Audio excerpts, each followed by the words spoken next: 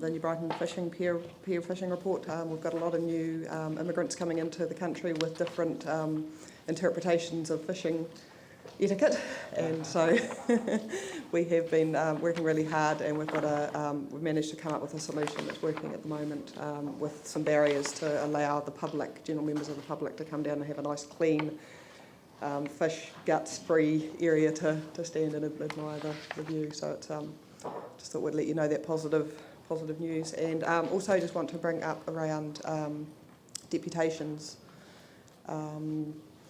We've had some of recent times where there's been people coming to our board with their proposals, fairly well often thought out proposals for areas around the red zone.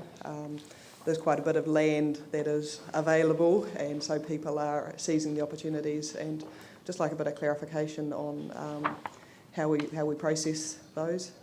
Yeah, I think that your ward and Hagley Ferrymead will have a number of people wanting to pursue different options for the future use of the residential red zone. And what's occurred to me, because there's been a bit of publicity around some of the proposals that appear to, as you say, be well thought out and going through a process, but they involve land that's next to the residential red zone and would be red zoned if it had a house on it, i.e., there's some discussion in the public arena around Porritt Park. So I think that, I'm having some work done on the whole deputations process, and the interesting thing is that if we had the development agency in place, then we could actually just send all of these proposals, they sort of emanate from wherever, to a development agency, and they could be professionally assessed and then brought back for a decision-making framework.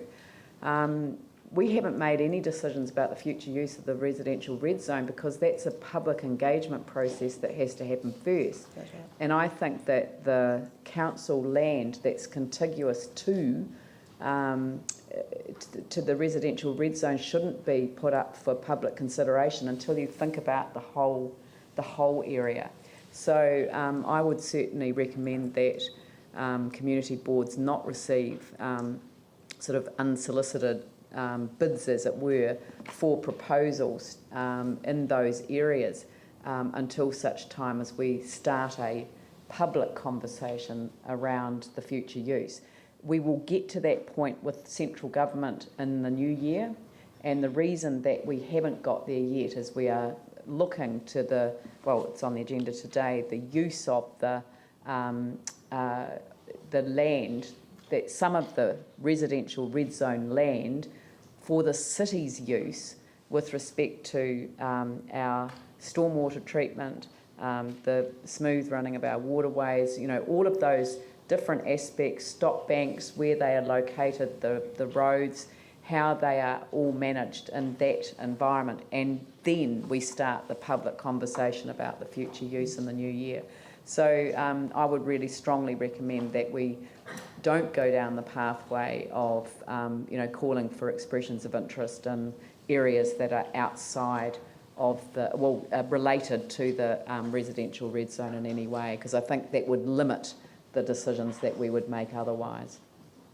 Yeah.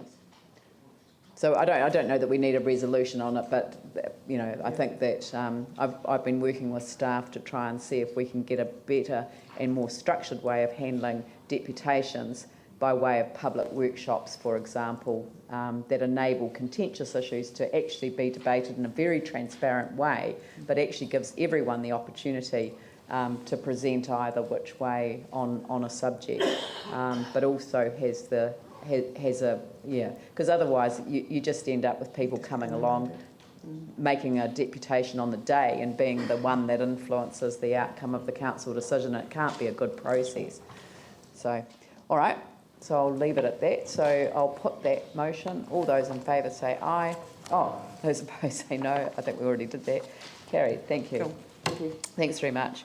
Now, we've got 2 more community boards. Sorry, I didn't count the number of community boards properly.